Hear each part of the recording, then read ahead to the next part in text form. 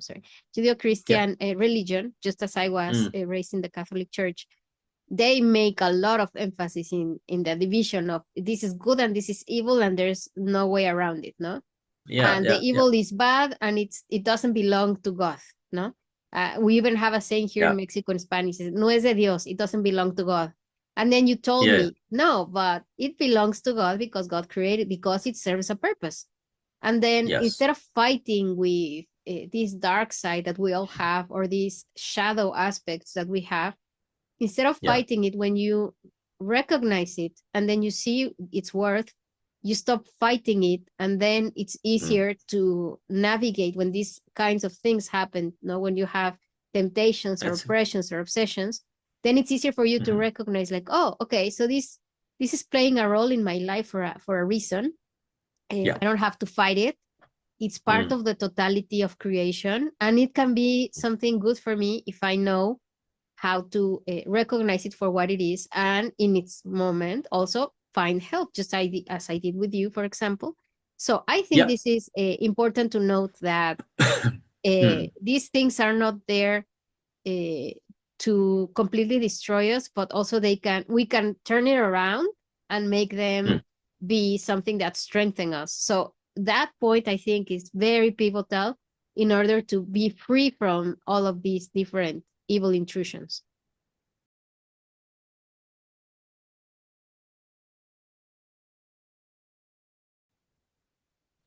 Hello, Synchronauts. How are you? Welcome to one more program about this amazing topic that our dear Mike Bais from Circle of Avalon has been so kind to share with us, talking about being under the influence of strange forces after this time of year. We just began this series of programs during Halloween and Day of the Dead.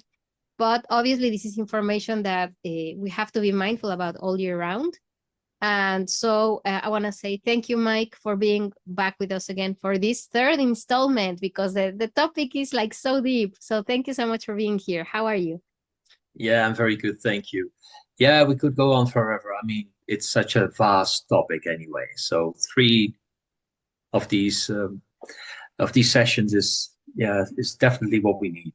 Yeah, because there is so much background that we have covered. In the first program, we were talking a little bit about like what could be like the foundation of a reason why people might be in a certain danger having these practices. And then on the second program, we started talking a little bit about how this can manifest in a person, which is very interesting. So I'm going to start sharing the presentation now.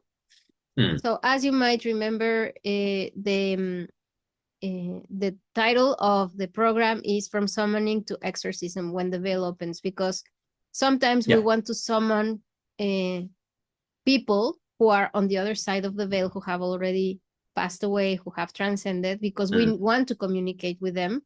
But it can be so dangerous that we might need at some point the help of an exorcist, just as Mike. Mike has a great experience as an exorcist, and you were telling us a little bit about your formation and how and well, a little bit about your experience, but also you will give us some information as well right now, some cases that you have found during your time as an exorcist. And so this is very interesting to be mindful of the paranormal in our daily lives and how we have to be respectful of those boundaries. If not, then there can be serious consequences. We were talking even in our last program that even the health can be affected by these kinds of interactions, a person's health. So it's really great that you have all this information for us. And so I don't know if you want, this is the last slide that we were sharing in our last program. And we started talking a little bit about the first points, but if you want to give us a recap, please go ahead, your mic. Yeah, let's go through it. So 6 ways of evil intrusion. The first seems to be very straightforward. That's temptation. And sooner or later, we all suffer from it to a certain lesser degree. Often the temptation seems to come from outside because persons or situations are tempting us. It may be food or sex or whatever it is. We can be tempted as a human being to any kind of passion. But the most important thing, of course, is to understand and to realize and to accept that the temptation is coming from within. So this is not per se an evil intrusion in an ordinary sense, in a social context, but it can be, because one of the weapons, so to speak, of evil, as we can read in a lot of scriptures and texts, is temptation, to aim at the weakness of the human being, and to give them a choice, because that is what we have, and to see if it's possible to draw us to not towards the light or towards unity and wholeness, but in the other direction. Yeah, and, can I of just course, ask, we have many stories about that. Yeah, can I just ask another question related to this, just to like specify, because temptation exists for a reason. So maybe we could say that obviously the temptations that I might be presented with are going to be different than yours, because our personalities are different. Our spiritual paths might be different. So obviously what tempts me might be a joke to you and vice versa, no? Or what is a joke for somebody else can be very serious for another person.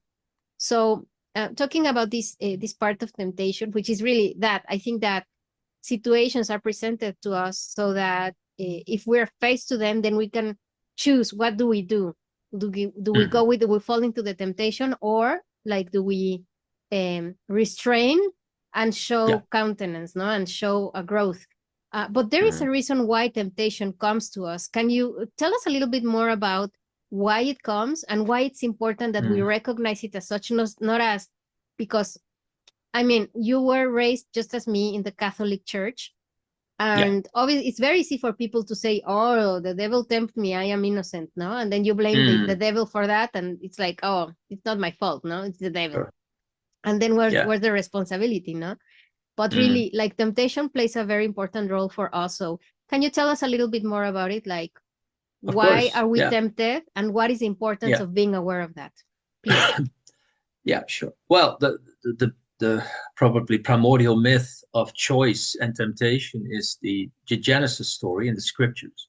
And of course, where the so-called original sin comes from. There you have the devil, or the shaitan, Satan, within the tree. And of course, it received a very bad press and reputation because of what it did, at least to certain interpretations, not per se as the story tells us, but it is an interpretation. And so here we have the possibility of eating fruit from a tree, which is a tree of duality, or good and evil. So it's a metaphor for the possibilities of our spirit to choose from. Not just in a spiritual sense, but also within life, within incarnation. We have this enormous extension and variety of choices that we can make. And the divine gift from birth on, since the eating of that apple from that tree, is free will, is choice. And with choice comes responsibility, like you just said, and comes great potential for good and for evil, because we have eaten from it both. And it makes us a very special being on the planet, not better, but we have something there, the potential to destroy beyond normal instincts, beyond need of food and other desires that have to do with survival. We have the potential to destroy because of other motives, which are truly evil, beyond the natural needs. And also the potential to do the most beautiful and good things. We can bring, divine revelations upon the planet. So and everything in between that spectrum. So indeed, according to Kabbalah, for example, and certain, like the ASA, certain traditions or lineages that are in conformity with the teachings of Christ, they don't see that myth as an expression of evil and an original sin that can't be healed or mended. It is a cosmic unfoldment of the soul into existence, and we have the potential of the serpent within us. The Nagash is within us. It's a neutral, universal power, and it is not the thing that makes us to choose. It offers us a possibility. Yeah. So to take away the responsibility that we put on someone else and scapegoating, this is about you and just affirming to yourself and saying, no, it is me. I need to make the right decisions. And where my decision goes and my consciousness, there the serpent power or the kundalini or the chai will follow. And it will empower my choices for good or for evil. Yeah, and it's interesting because, if we go to the next biblical story afterwards, after Adam and Eve are thrown away from the Eden, from the Garden of Eden, the next story that comes is precisely that of their children, of Abel and Cain. And what happens to them is the same thing. A temptation comes up, and then Cain falls into the temptation, and then it creates a whole other myriad of problems, because it goes as, I mean, imagine that. No, we're going from a moment where we are tempted by this serpent, no, to just eat the fruit of a tree, which seems very harmless, but then how in the next story it escalates all the way to what happened between the two brothers. So as you say, there's the potentiality for something apparently very innocent, no, where you can make a choice that can make a big difference, or then it can escalate all the way to that. So yeah, it's amazing. Yeah, and we are too. I mean, these biblical figures are sons and daughters of Adam and Eve, are primordial parents. They are not physical people. So we are all descendants of that cosmic unfoldment into existence. Yeah. And again, we have all inherited the same properties, the same possibilities. Yeah. So we have to deal with temptation, whether we like it or not. And it is also a way, it can actually cause us to move down in a spiral kind of way, like in a centripetal kind of way downwards into darkness and ignorance, or it can move us up, centrifugal, in a movement of spiritual evolution. Yeah. Temptation itself has no quality in itself. It is just a way of moving, and it can be moving towards, like I said, to ignorance, to darkness, or to the light. And very good. So that's temptation. And we have vexation. We talked about it the other day, well, more to do with problems where you find certain situations that are infected, in a sense, by problems, and it is too much to ignore that it may be a coincidence. So you may start to ask, why are these things going wrong? And is there a certain relationship or a pattern within it that I should recognize? So that's an important thing for vexation there.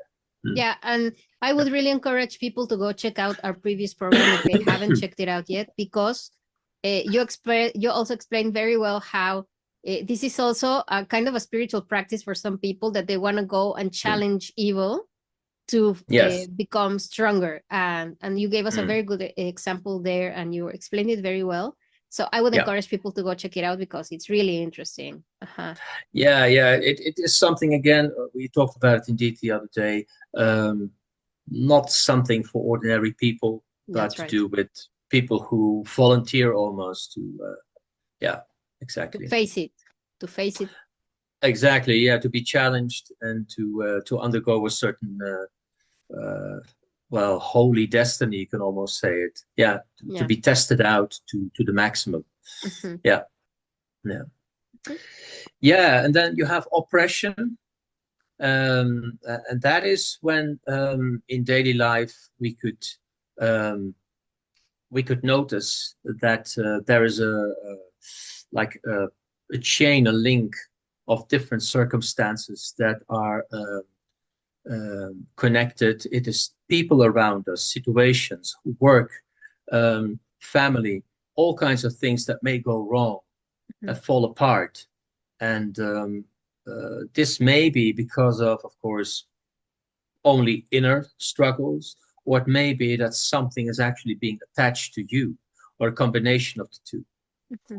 So most of the time, it is not an influence of like pure great evil demonic forces, but there are lesser forces that play with oppression. But nevertheless, they cause a lot of havoc within your life. Oh yeah. So if one recognizes this chain, there's a link of different circumstances of destruction, then be aware of it. Yeah. Yeah, because as you also explained that we already talked about this a little bit in our previous program. It's like, as you say, no, it doesn't seem evil in principle, but it is informed by that kind of energy. So it's like as you said, no, the circumstances and the people around you might feel tempted to oppress you. So this is like a connection between one and the other. Exactly. And yeah, but if you recognize it, then you can do something about it and also start like rectifying the situation. Because I mean, I was listening to you, and to me it was like, of course I've been tempted. Like, who hasn't? No, that's part of life. But oppressed, and we are not aware of that. And sometimes, instead of, if you're not aware that this is happening and that you can have a say in that, then you just say, oh, it's my luck, and then you just become a victim and you play the victim. And I say it because I've done that. Like, I'm not a white dove, of course, no. But in my unconsciousness, it's like, oh, it's just that this happened to me, and oh, like life is so bad, and oh, poor me, I'm a victim. And then instead of breaking free from that oppression, then it's like you put on bigger shackles, right? So being aware of that is really important to be able to rectify that and recognize it. Like, is it coming from me? Am I oppressing myself? Is the situation oppressing me because I'm allowing it? So it's really important to be aware of that. And the explanation you gave us in the last program was really good. So yeah. Oh, wonderful. Yeah.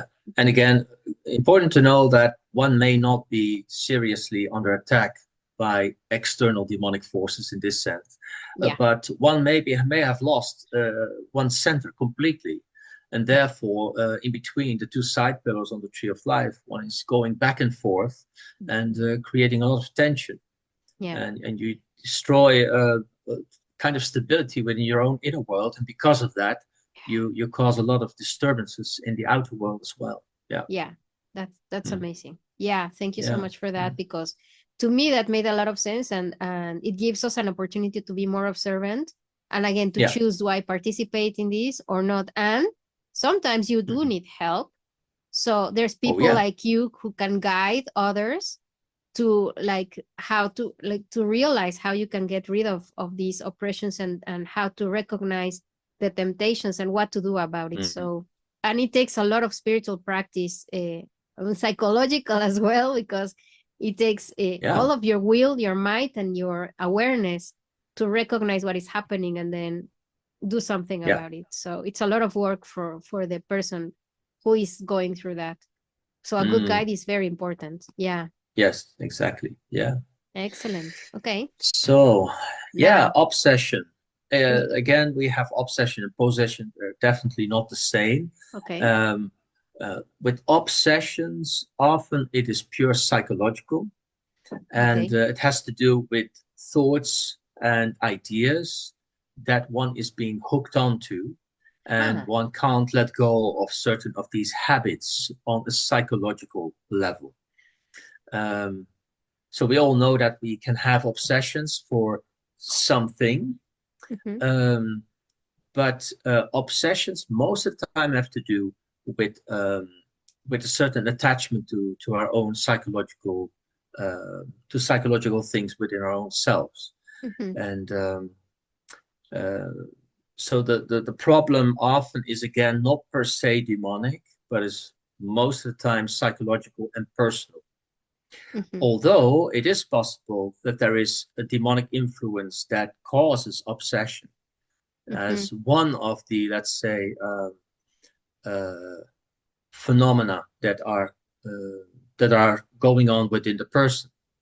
And of course, one of the things that evil would be trying to do is actually to chain us, to make you immovable. So the opposite of liberation. So obsession binds us to things. And one of the greatest tricks, of course, to do that is to bind you to yourself and make it believe that it comes from somewhere else. Wow. So you're caught up in your own chains, in your own prison, and you are looking for the key outside of yourself. And obsession is it's a tricky thing. So yeah. Can you give us some examples of what obsession could look like in a regular person, for example?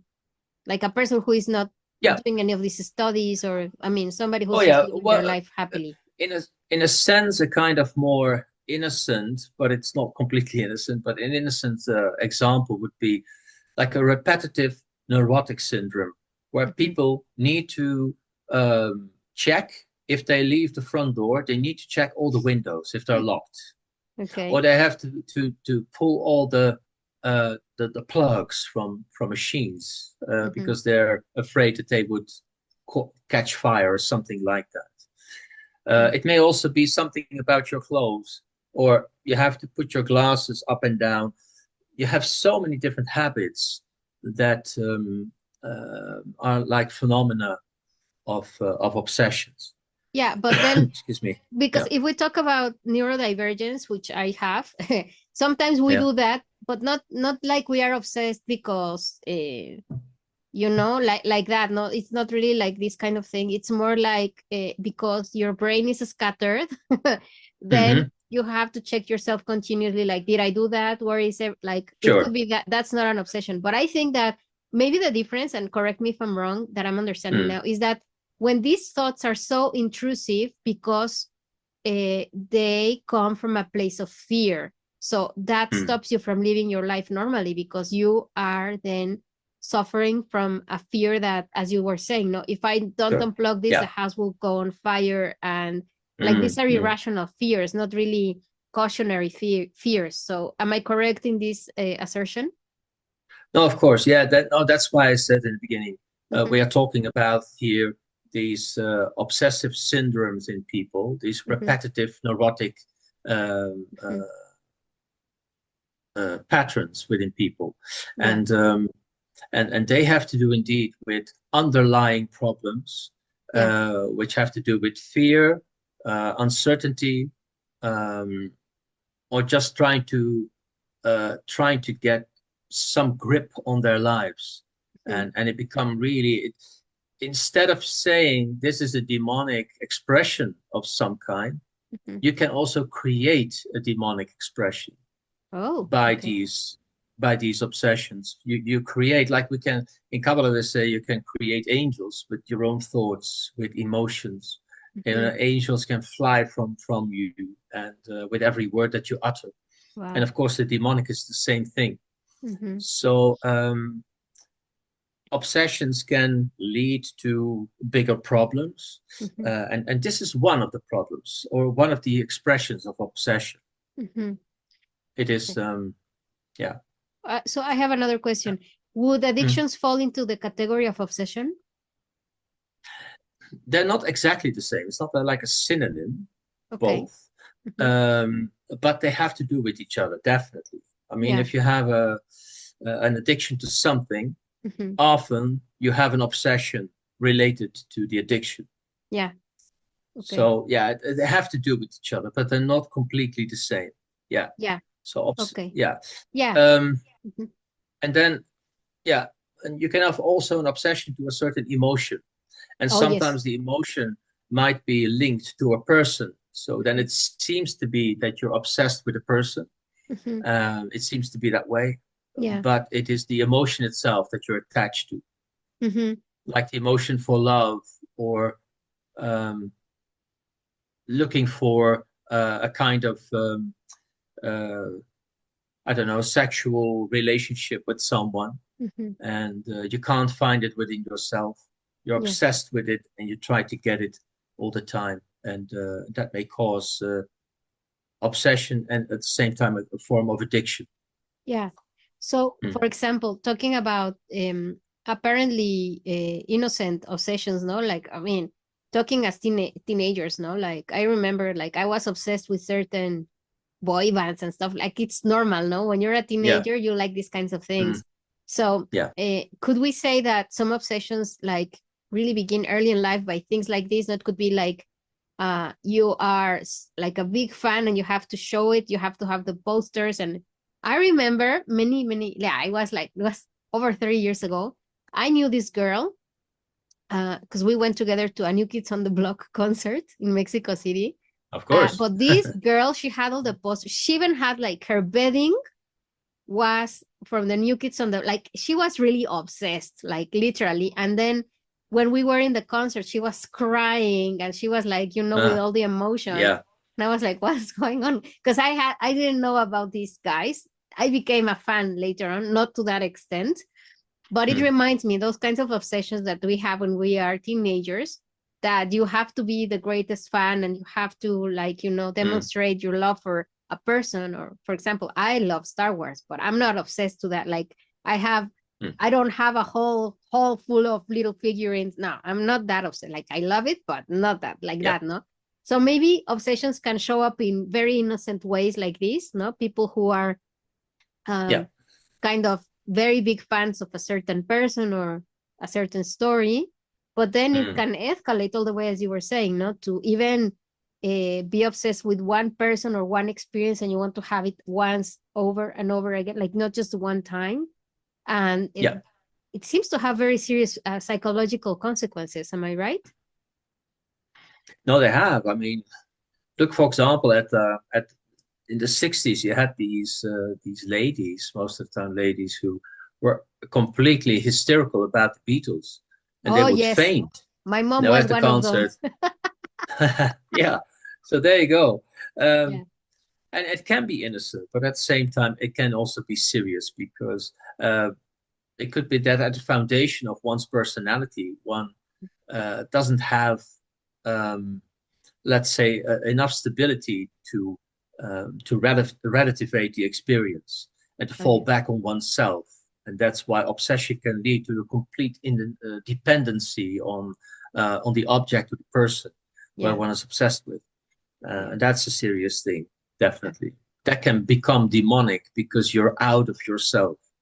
Wow. You don't have a center anymore. That's actually what it comes down to. Yeah. So You coming give back, your center away. Yeah, coming back to the demonic part of it, because you were saying that these forces sometimes use obsession as a means for you to change yourself, the darkness, no? Why do you think it's so important for these forces for you to do that to yourself? Why would they aim or put their efforts into trying to do that to a person? Well, it's quite simple on the one hand, because eventually they can't, and they're not allowed by higher forces actually to or kill you or to destroy you. And therefore they make use of certain, let's say, weapons to make you to destroy yourself on the inside. So that's the most simple explanation I can give you. So that's why the examples that we have here, they're not about demonic forces that are destroying us directly, but indirectly by means of making us to choose for certain things that are harmful to ourselves and to others. For example, in the case of possession, the next point would be not eating any longer. So refraining from sleep, from eating. So all the different needs for living and survival, they're being frustrated, or in some way being almost made like impossible to do. Yeah. But would it be, but why is it so important for them to destroy us? I don't know if you can, I mean, because they could do whatever, no? But there must be a reason why they are so keen on destroying us. So why would that be? Yeah, well, it's exactly what they do. I mean, it's not like an intention. Like there are angelic forces who work in conformity with the order and wholeness of creation, And we are in a dualistic universe with polar forces in it. So we also have the demonic that, and it's completely not personal most of the time, Oh yeah. is they destroy, they incinerate, they scatter things, and it's just not a very pleasant thing to undergo. Yeah. But certain diseases, psychological and also physical, they are of the demonic forces. But sometimes we need the demonic forces actually Yeah. to make us whole. So, for example, in the case of cancer, it is a growing force. It's like a force of light, and an angelic force that is out of hand. And we need the demonic forces to actually downsize and destroy the tissue that we are talking about. Yeah. Yeah, it's So, keeping things in balance in a way, no? yeah, so it's not that the demonic forces are out there trying to destroy the human being per se. Um, but having said it, metaphysically, in the whole hierarchy of demons, there are certain stations of demons that we can put on the tree of life, for example, especially on the middle pillar. And they have the function of trying to actually kick you off the ladder of evolution. That's it. So, Yeah. yeah, but if you overcome them, you will actually, you're actually able to step higher on the tree. So they may cause your downfall, but if you pass them like a guardian on the threshold, and you overcome their temptations and their trickery, your growth may even be bigger than before. Yeah, because that's kind of an idea that came to me as you were explaining all of this to us, that maybe the reason why they are so keen on this part of kind of destroying, in a way, yes, it's their natures. There's nothing they can do about it. But at the same time, it's like, because it's better to have people who are kept in the lower realms, no? It's easier to control these people. It's easier to, like, we don't want their light to shine, because then we're out of a job in a way, no? Exactly. So I think that's important what you just shared with us, no? That they can be great allies if we recognize them as such, and instead of like falling into their traps, and just recognizing them as they have a place in creation, they have a role, not take it personally, and see what opportunity for growth they bring to us, instead of saying, oh, I am doomed, or oh, this is dangerous, and like, I'm done, there's nothing to do. No, there's much that you can do about it. Exactly. Yeah. So it is not the perspective that, all the institutes over the world, like the Roman Catholic Church has. There you have, when we talk about this kind of material, much more this opposite stance between good and evil. And you have to actually join the forces of light to destroy evil. We see this in many, many different stories all over the world. It's in movies. But another metaphysical view, I'm not saying it's better, is the one that we are talking about, trying to talk about, much more Kabbalistic, much more in accord with the ASA, is that everything is created from the same source. Yeah. And it has a purpose within the totality of creation. Oh, yes. And therefore, the demonic has the same thing.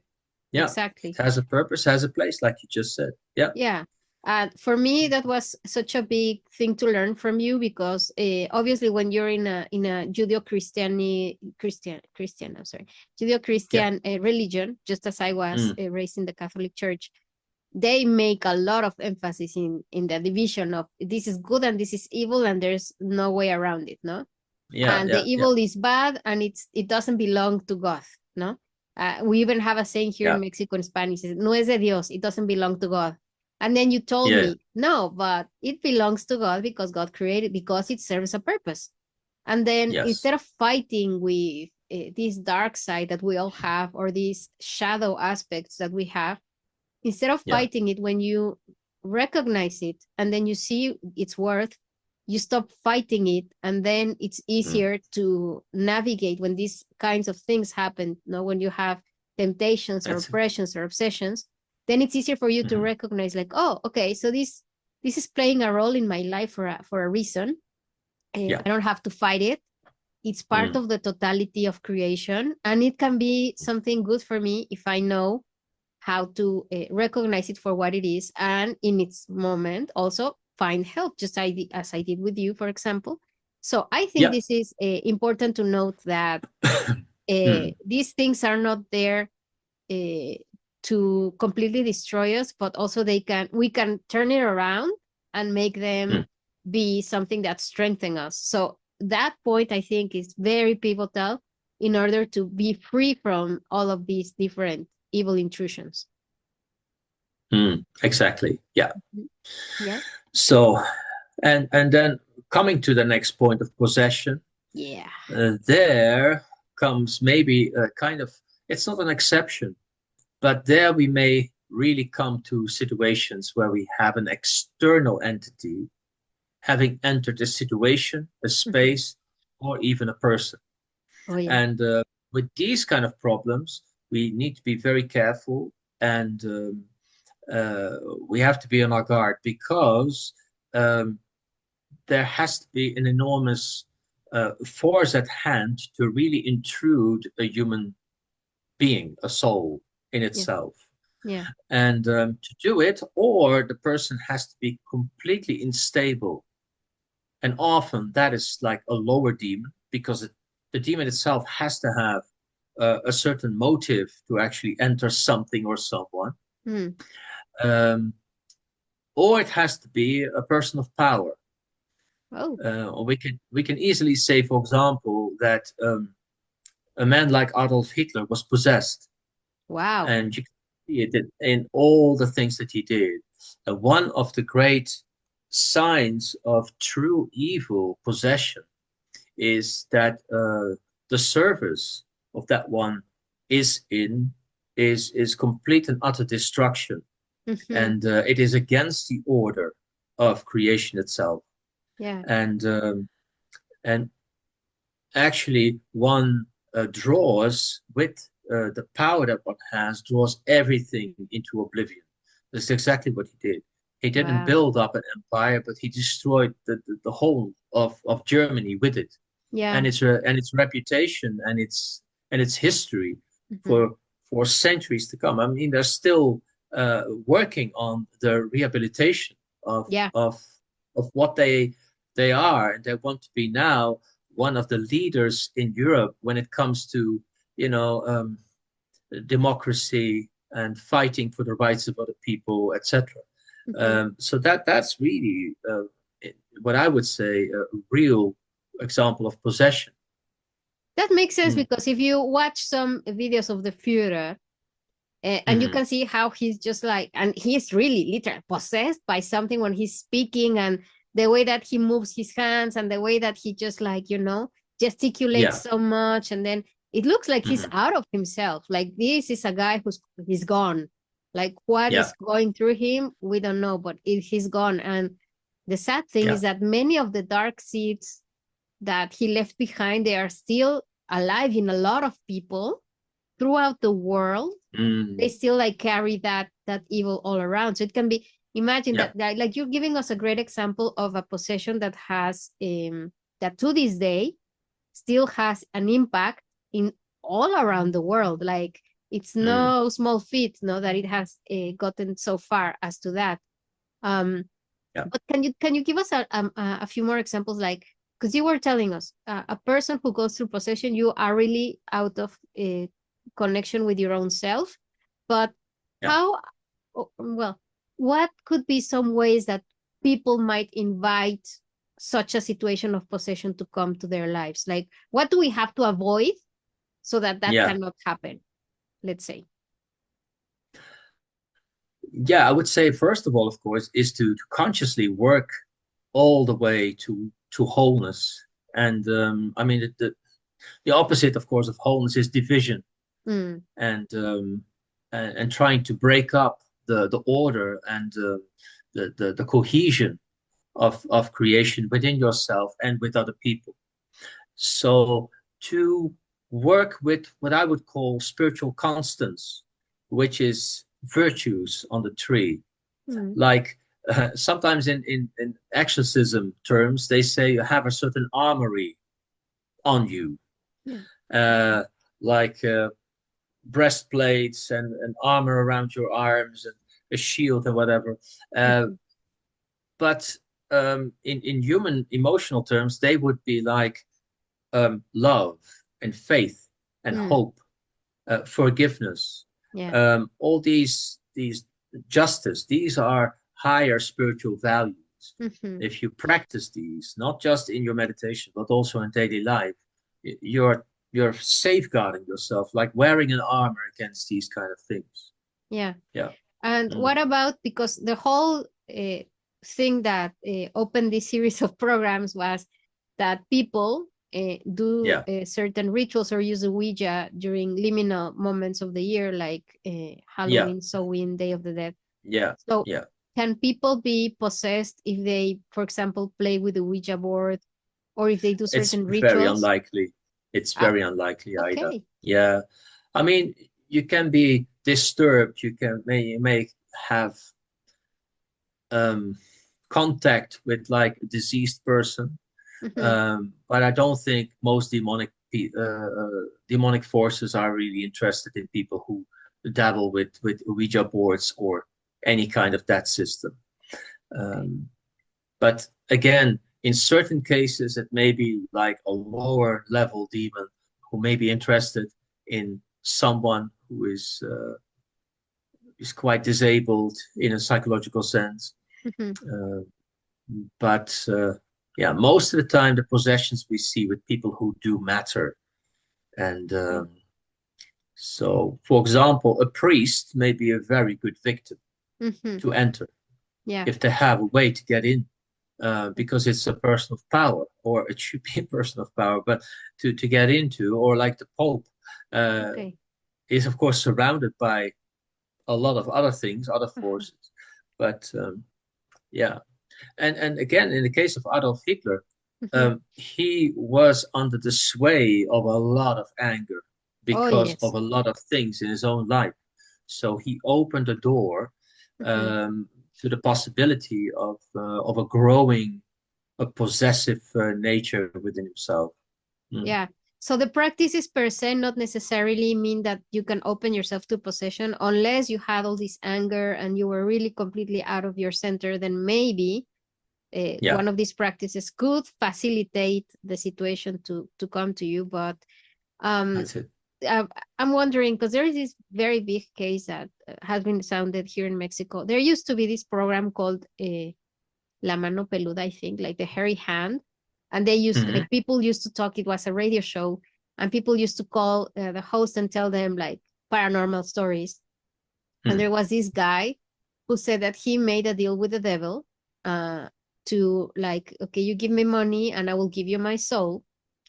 And then Right. Hmm. he supposedly he killed his grandmother when he was 13. This guy was like very young. He explains the whole story.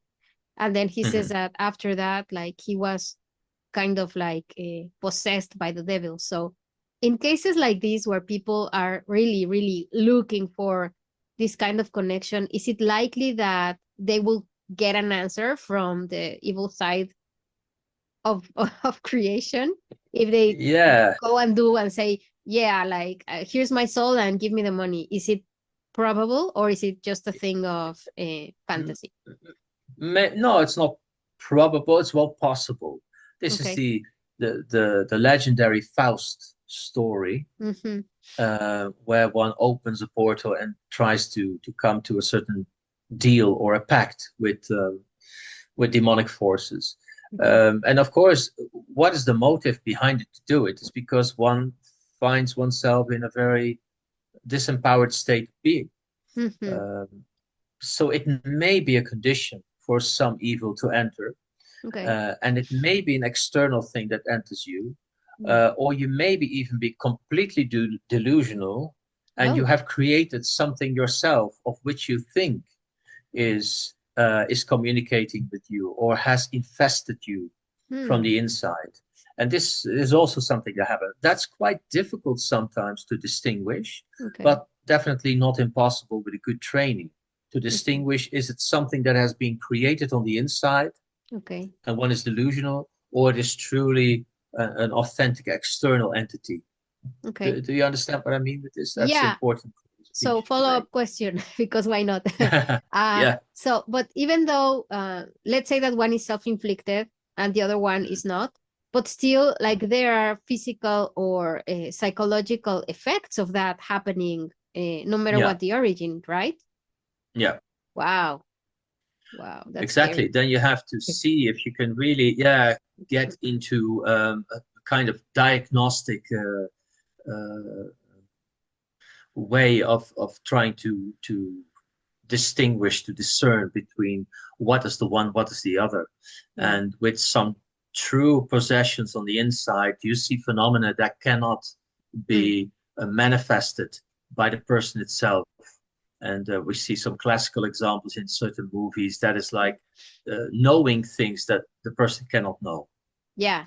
And some things about other persons, but even about the exorcist itself, Yeah. uh, which is quite amazing sometimes to hear, or talking in different tongues and languages that one doesn't know, Yeah. um, or certain physical um, things that one does, Mhm. which seems to be quite impossible for the natural person to do.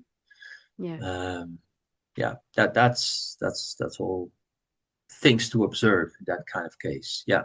Yeah, because according to whatever the reason is, then you will take different actions to help the person to heal, right? To like come back to their center.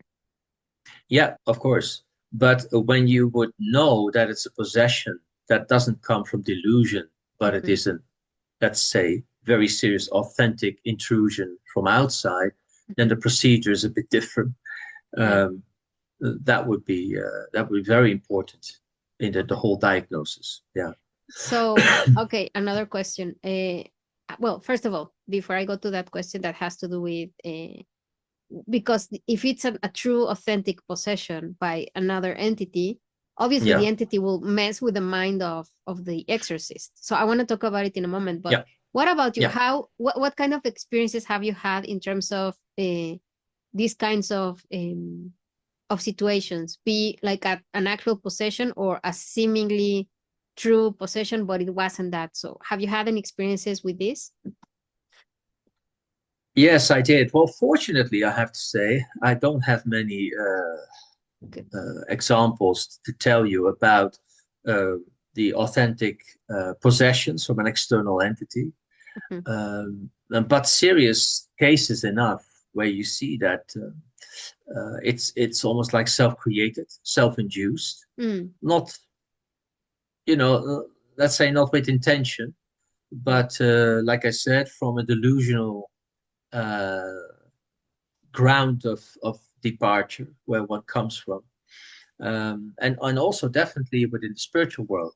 So I've seen people until this very day, also here in Holland, and they think, for example, that they are the savior, or they think Oh. that they they write books and Mhm. they say, well, such and such person could be a Kabbalah book or maybe another important author from the past, and they say, I've rewritten the text because it was not in order, it was not good the way it is.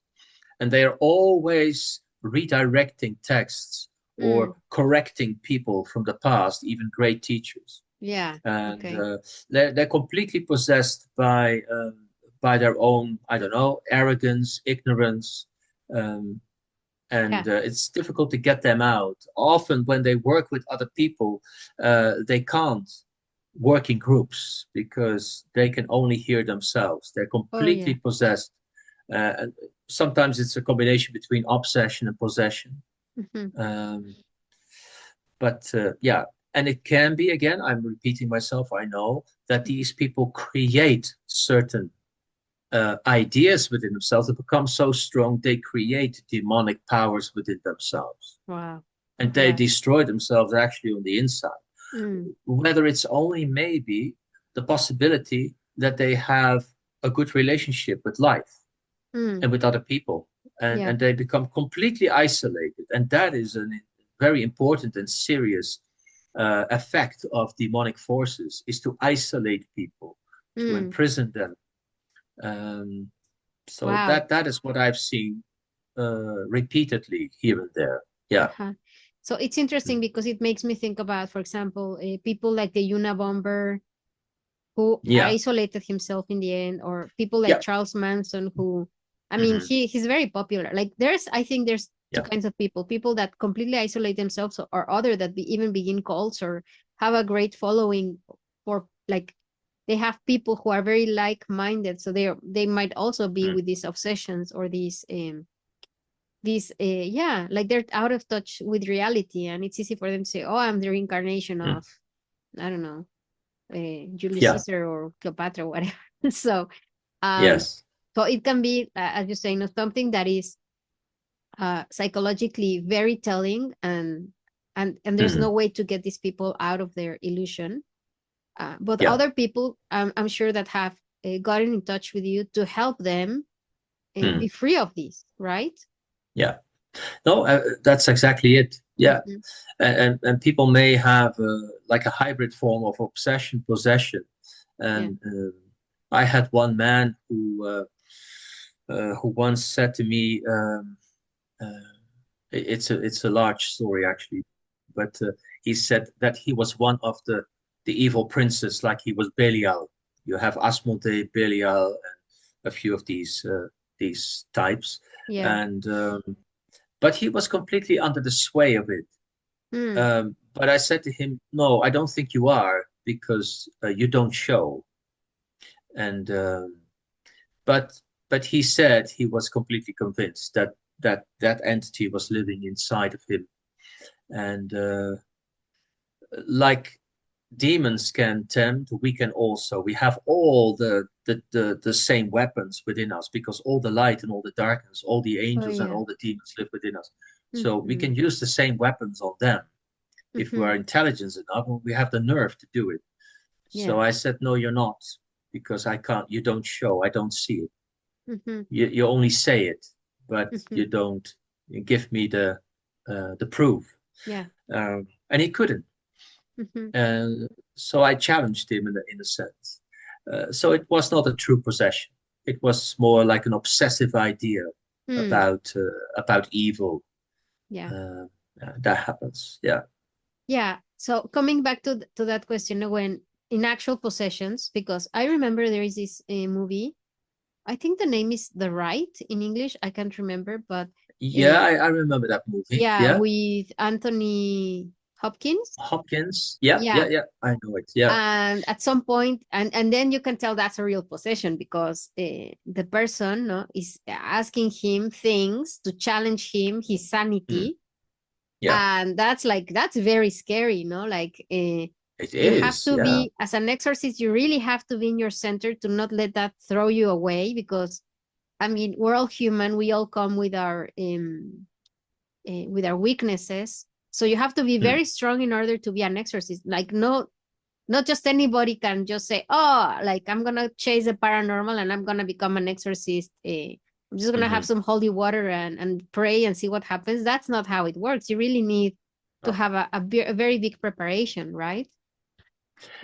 No, exactly. And you have to be as stable and clean on the inside as you can be. That's why often in most procedures, at least what you're doing before an exorcism is to confess to another priest or bishop, and to lay down everything and put it, in front of someone else, what all your sins are, all your mistakes and wrongdoings, because that will be an object of assault when it comes to a true demonic force. It will use it against you. So that could be a problem. Wow. That's an important thing. So how much time did it take for you to prepare yourself to become an exorcist? Because I don't think it was just like, 3 months and I'm ready. No, there's a whole preparation. So can you tell us a bit more about what you had to do, and what you had to study, and how you had to prepare to be able to help Yeah, people with these kinds of things? I think what happens apart from preparation is that you're being chosen on the basis of a kind of character. So that people can see in you that, you know, you have somehow the right structure, psychological structure within you, and stability that you could do it, and then the training begins. Which of course is, first of all, is a kind of purification. That's the most important thing for the exorcist. And it's an ongoing process. It never ends. Okay. Because when you start working on studying the exorcist procedure, you will know sometimes that you're under attack. The greatest temptations come to the surface. Oh, yeah. The greatest obsessions come to the surface. And so most of the time you're under attack somehow, and you feel it. My bishop would say, oh, that's the opposition. They don't like you. They don't want you here. Something like it. So they're going to try to chase you away. Of course, discourage you, or bring you on other thoughts, or persuade you that you would say, why would I do this? You know, I can just relax and have a good life and enjoy myself a bit more. These kind of things. Yeah. So purification is very important to start with, and knowledge. So self-knowledge and knowledge of this whole vast realm of things, metaphysical knowledge, because that's power in itself. That's very important. And to one of the, I said already about weaponry, is to invest and to cultivate these higher spiritual values within yourself. Yeah. And again, it's like love, faith, it's forgiveness. Those are higher transpersonal powers. And it's difficult to get a grip on those things by demonic forces. Oh, yeah. Humility is one of them. It's the opposite of our tendency to be an ego person, and to draw all our attention to ourselves. And the ego, of course, is one of the aims, the bullet points for the demonic to hit upon. It's the target. Let's put it that way. That's what I wanted to say. It's a target. Yeah, that makes a lot of sense. So if you outgrow your ego as much as possible, or at least it's not running the show, that's a very important thing as well. Yeah. So you start with this and it never ends. And every now and then you are confronted with another aspect of yourself that you haven't seen before, or it is the same cliche, but it comes in a different form. A different person, for example. Most of the time you start to recognize it is tailor-made for you. So you say, there you have it again. But now it's not this person, it's that person. It's not this situation, it's that situation. Okay. And then you know, I haven't completely outgrown the thing or transformed it into my system. Wow. And like you said earlier on in this program, it's very important that you are awake and that you recognize these kind of patterns. Yeah, that you realize that they're, like, really, as we said before, tailor-made for you. So it's gonna touch your chords. If not, then it wouldn't make any sense, no? To bring you a temptation or whatever that doesn't have anything to do with you, then there would be no effect. So obviously they're gonna look for your weaknesses or your areas of opportunity and touch upon them. That's it. Yeah. Wow. All right. Okay. So if you want, we can finish with the subjugation for today's program. Like, I don't know how many more slides we have. Maybe we will need another program, but it could be. We can see. Okay. Yeah. So let's talk about the next point if you want. Exactly. Yeah. So subjugation, it's not actually completely a different thing that we were already talking about. So it is to make subject unto the forces of something else. Instead of staying within your own autonomy in your own property of your essence and your self-will, you give it away. You become subject to something else. And that's what happens, for example, if you, with the whole Faust story, is that you give your soul away, or you try to sell it literally, to gain other powers or to have certain favors. That may happen with subjugation. Yeah. It's not humility, but it's to become subject to something else, and you give away actually the soul-given powers that were given to you in the first place, which is free will, sovereignty, etc. Yeah. It kind of reminds me of the story of Dracula. Like he has a subject. This is Renfield, who is like, oh, master, I will serve you and I will do whatever you want. I think that's a very clear case of subjugation. No, it is, exactly. Yeah. And the difference is with serving the light is it is different in that respect, that you will not be used up. Most servants of darkness, they will wither away.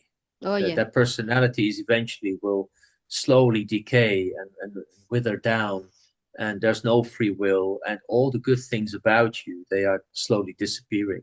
That's the opposite with serving the light. You're growing into more fullness of who you are. Yeah. Wow. So that's the lesson. And in daily life, of course, you can make yourself subject to different things, and just ask yourself, what am I doing? Is this the right move for me? And of course, our safeguard here is to always aim at making ourselves subject to the highest source.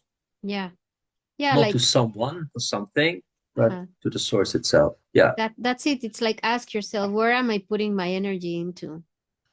Yeah. And my attention.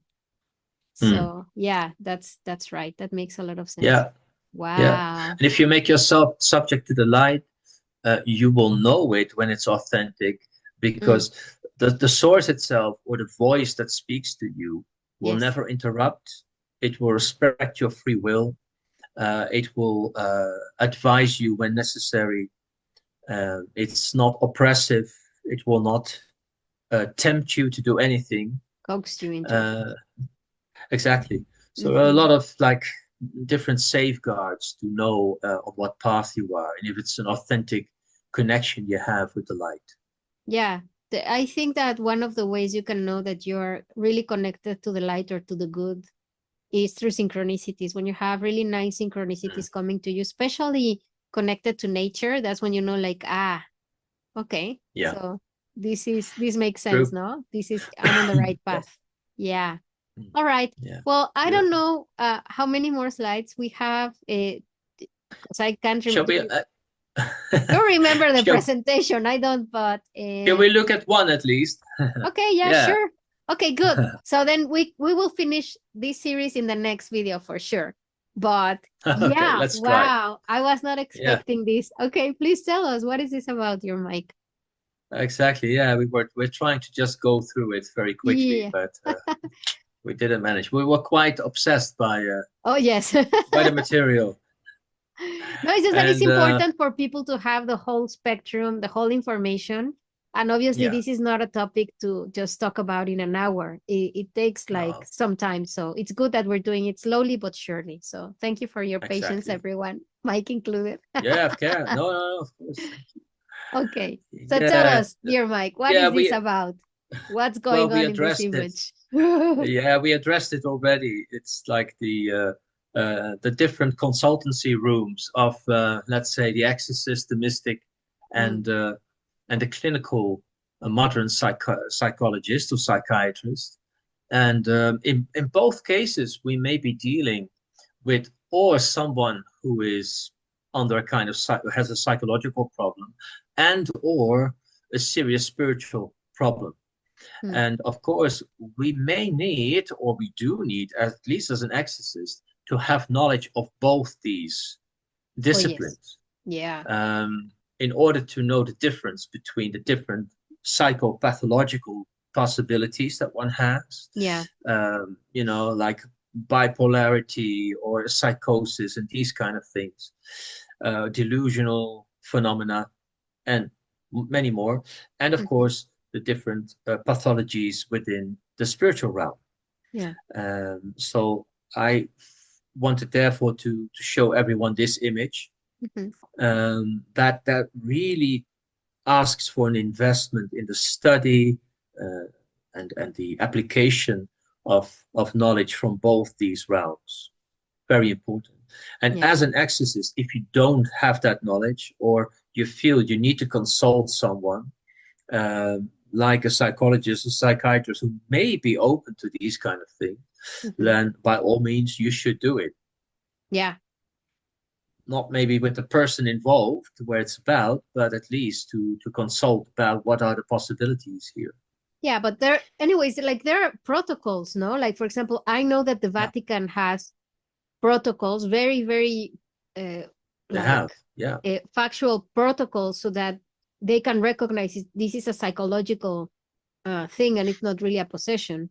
So I imagine that also, like, in the formation you also have like these guidelines to like start weeding out, is it psychological or is this something more serious? But as you say, maybe even in the psychological, it can surpass sometimes your expertise.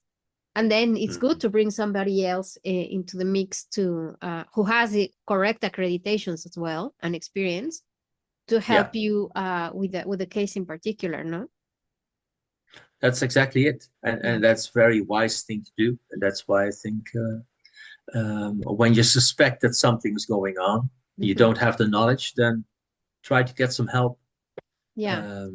But like in most cases, like we already discussed with all the different points there of what might be wrong, a true possession from an external entity is quite rare. Yeah. And people who talk differently about it, I think I can't agree with it, what I know about it at least. So most of the time it is a psychological problem at hand, sometimes in combination with certain spiritual problems, but not per se an authentic possession. Yeah, I've heard about many cases that have been discredited by the Vatican because of that. And then sometimes the families of the people who are afflicted by these kinds of things, they are very disappointed and they say, oh, it's just that the church doesn't care. But now with what you're explaining to us, well, that makes more sense, that it might be something of a psychological or even neurological nature that is happening, and they need a completely different kind of help. And I think that also it's easier for some people to say, instead of, because there's a big stigma, at least here in Mexico and Latin America, that about mental health still. So they prefer to say, oh, they are possessed, than accept that there is a mental health or an emotional health thing going on, and they would need that kind of care, because it's preferable to say they are possessed and not they're crazy. Because immediately, if you say, I'm going to therapy, people are like, what, are you crazy? What's going on with you? No? Or people that will say, I'm not going to the psychiatrist or to the psychologist because I'm not crazy. They label it automatically, and then that's what happens. All of these problems, they keep piling up for these people who have these issues, and they will not accept the help because, and then people might say, oh, it's the Vatican's fault, they're not recognizing the truth. And it's the other way around. You're not recognizing that this is not of that kind of nature, and you can still be helped. You can still find a solution if you find the right help. So it's always a good idea to reach out for people to help you with this, who have the expertise and the accreditations. Of course, and even if you're in a situation with true possession, a true demonic possession, you still need actually someone who backs you up, maybe even another kind of therapist for the damage on the physical level. And if a certain exorcism procedure succeeds, then another problem, of course, starts, which is probably a year-long trajectory of some kind of psychotherapeutical intervention. Yes, because it's very traumatic. Oh, yes, So it can be, definitely. yeah, Uh-huh. yeah, of course. I mean, it's probably too simple, or I shouldn't have mentioned it, but of course, after an exorcism, one need to have a lot of care. Oh, yes. Yeah. And one Just is very imagine, vulnerable. Mm. yeah, the toll on the body after having all of Yeah. this energy within you. I Mm. mean, just like take care of your health and your mental health as well. Of course, it's not just like, Yeah. oh, now you're rid Mm. of it. No, then the rehabilitation and that takes time and that takes a lot of help Mm. as well. Yeah. Yes, exactly. Yeah. So, yeah. Wow. Wow, wow, wow. That this is a Yeah. wow. We really opened up Pandora's box here. Like there are so many things that are underlying in these topics that they don't seem so obvious, but there's so much Mm. involved into this. And yeah, it's great that you are guiding us through it and showing us to make that distinction and also remind Mm. people like there's absolutely nothing wrong with asking for help if you're having mental or emotional issues. No. You can ask for help. You don't have to carry it all on yourself because if you try, it's just gonna break you, and Mm. then it's gonna get worse. And so we really need to get help for those things, and it's okay. Yes, exactly. Yeah, Mhm. definitely. Yeah. All right. So, do you want to add Good. something else in regards to this slide, or should we wrap things up? I don't think I have anything in particular more to say about this one. No, I don't think so. Yeah. Okay. So we're Yeah. gonna stop here for today, and then that means one more Yeah. program to wrap Let's up, do it. which I am Let's give it a fascinated. try at least. Yeah, I'm fascinated by everything that you have shared with us here, Mike. So, can you please tell us what are your social media accounts and how can people contact you in case they have any Sure. questions?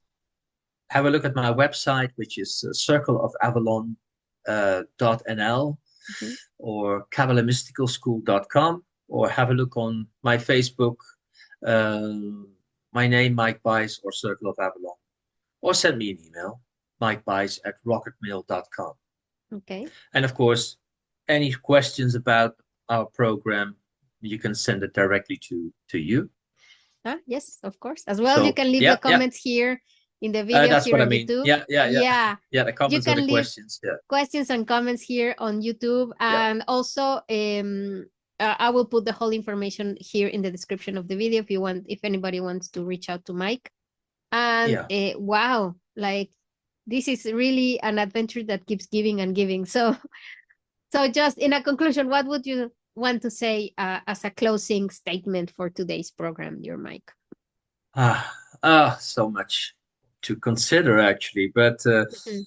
well, probably to repeat what we already said is to stay safe, to stay sane, um, and just to invest in you as a human being. I would say just put on your armor of light and practice on a daily basis with those beautiful virtues of love and light, um, of faith, Yeah, and invest in self-knowledge. Very important. I I'm think. not saying to people that they should be afraid of any possession, but just to have a healthy and orderly life, and to be a person which is not just serving itself, but also something greater. Yeah, I think that Mm. I would say it in a very simple phrase that you have taught me constantly throughout the years, which is what brings you to wholeness, what brings you to totality, Mhm. and go towards that. If that is splitting you up, or if that's creating chaos within you, or if that's like polarizing you, Yeah, then yeah. that's not it. And I Mm. think that's the best way to see this. And I really had no Yeah, idea, and I'm really happy that you have taken the time to talk to us about this.